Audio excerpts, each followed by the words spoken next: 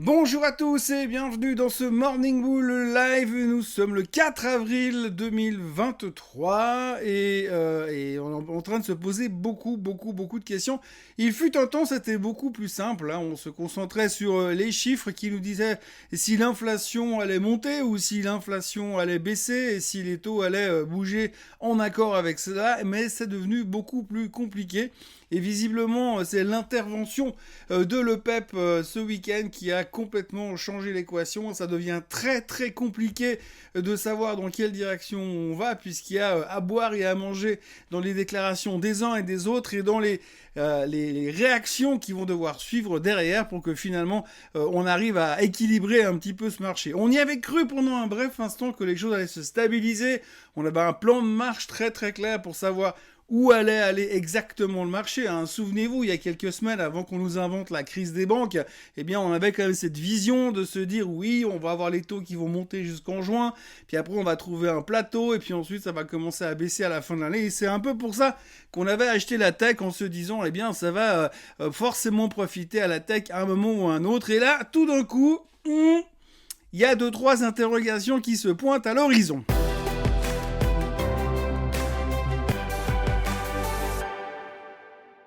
Alors tout d'abord, quand on regarde les marchés hier, il n'y a pas grand-chose à dire, puisque finalement la seule chose qui a vraiment monté aux États-Unis hier, c'était le Dow Jones qui termine fortement en hausse. La raison principale, c'est assez simple. Quand à l'intérieur, vous avez des boîtes comme Chevron qui cartonnent à la hausse parce que le prix du baril a explosé au-dessus des $80, ça aide un tout petit peu à faire monter les indices. Par contre, pour le reste, c'était un petit peu plus compliqué. On avait de la peine, mais finalement, on se pose beaucoup de questions, comme je vous le disais. On est plutôt en phase de réflexion. Que va-t-il se passer? Alors, qu'est-ce qu'on sait aujourd'hui et où en sommes-nous? Alors, la première chose que l'on sait, c'est que visiblement, en tout cas, les experts nous l'expliquent encore et encore, la crise des banques est donc terminée.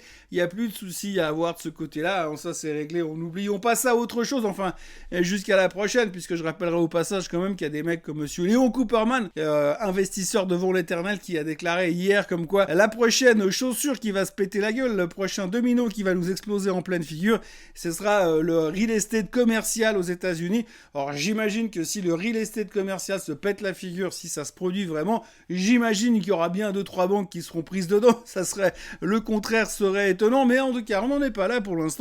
Ce que l'on sait aujourd'hui, c'est que la crise des banques, c'est terminé. Alors, rappelez-vous quand même, la crise des banques, c'était ce qui pouvait nous permettre de ne plus voir les taux monter et ce qui pouvait également nous permettre de voir l'inflation se stabiliser. Sauf que s'il n'y a plus de crise des banques et si elle était si courte que ça, en ne voyant disparaître que 3-4 banques par-ci par-là, et encore, le Crédit Suisse, elle n'a pas vraiment disparu puisqu'elle a intégré la méga UBS, eh bien, aujourd'hui, on se retrouve avec une crise des banques qui n'aura peut-être pas suffisamment eu d'impact sur l'économie pour pouvoir ralentir l'inflation, et donc peut-être qu'on a le droit de se poser des questions concernant la hausse des taux. Et d'ailleurs, c'est ce que monsieur James Bullard a dit hier soir. Monsieur James Bullard, c'est le patron de la fête de Saint-Louis, vous le connaissez, vous avez déjà entendu parler de lui. C'est un mec qui est au quiche, et puis quand il a encore un peu de temps le week-end, il est également au quiche, donc il est plutôt en faveur d'une hausse des taux. Donc hier il nous a dit que l'inflation elle était là pour rester, qu'elle allait nous coller au basket, vous savez, un peu à l'image du capitaine Haddock dans Tintin, quand il est d'ailleurs à Genève, sauf erreur.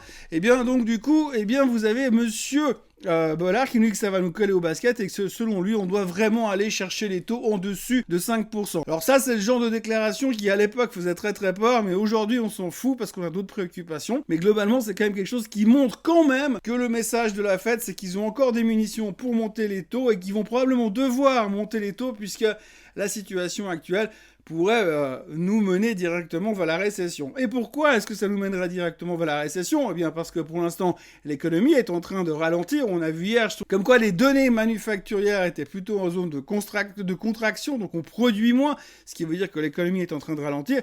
Et c'est d'ailleurs là-dessus que l'OPEP s'est basé pour pouvoir dire, oui, mais nous, on va commencer à monter les prix du pétrole parce qu'on veut anticiper le moment où on sera en récession. Donc quand on sera en récession et qu'on sera vraiment dans la merde, eh bien, du coup, comme ça, le pétrole sera suffisamment haut pour que les gars de l'autre côté, là-bas, ils puissent continuer à rigoler, acheter des Lamborghini plaqués or, et puis des Rolls-Royce avec l'intérieur orange fluo, et puis les jantes peintes en rose.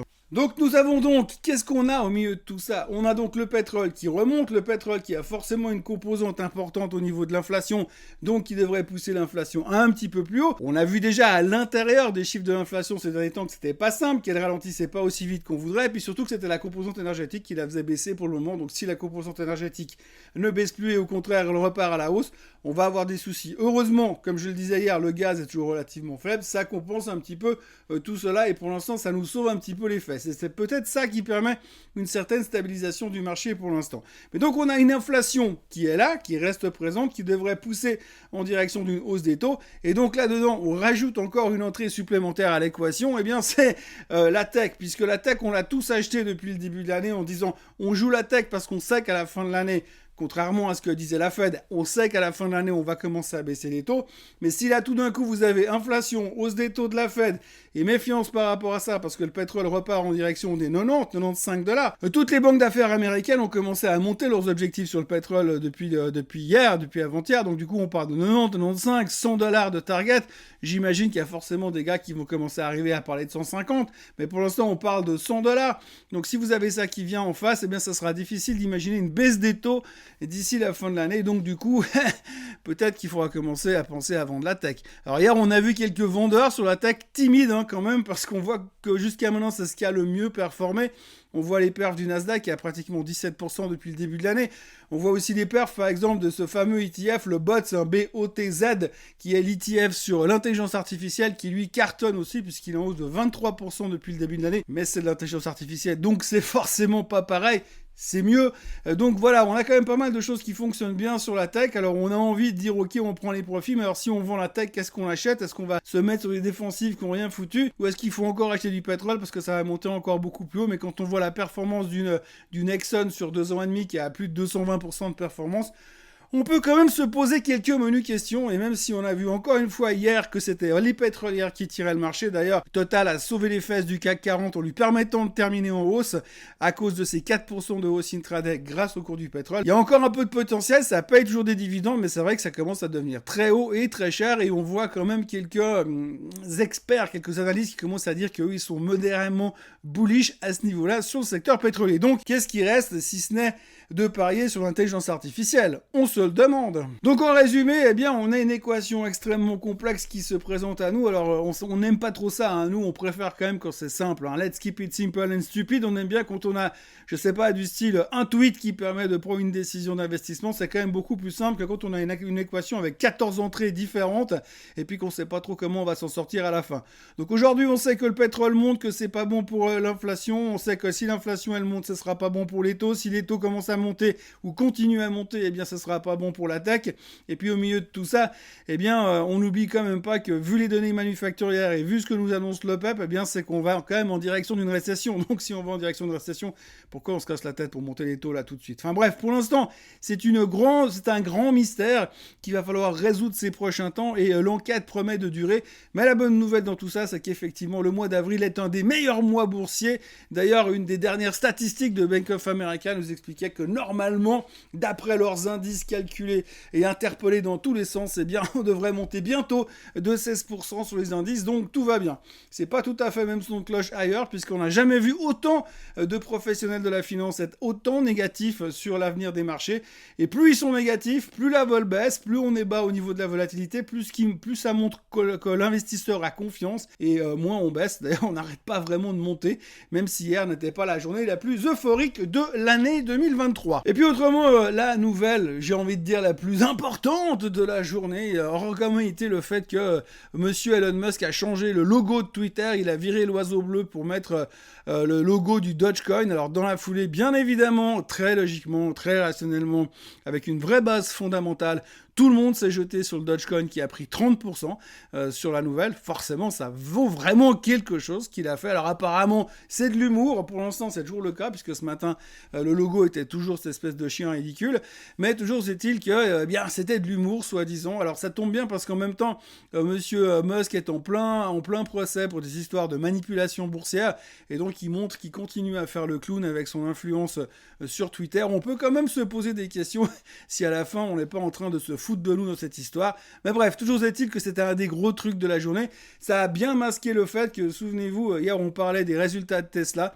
Eh bien en fait il y avait deux consensus, hein, vous vous rappelez, il y avait le consensus officiel et le consensus non officiel, qui est le consensus non officiel était beaucoup plus intéressant, plus juste, correct et plus accurate finalement que le consensus officiel.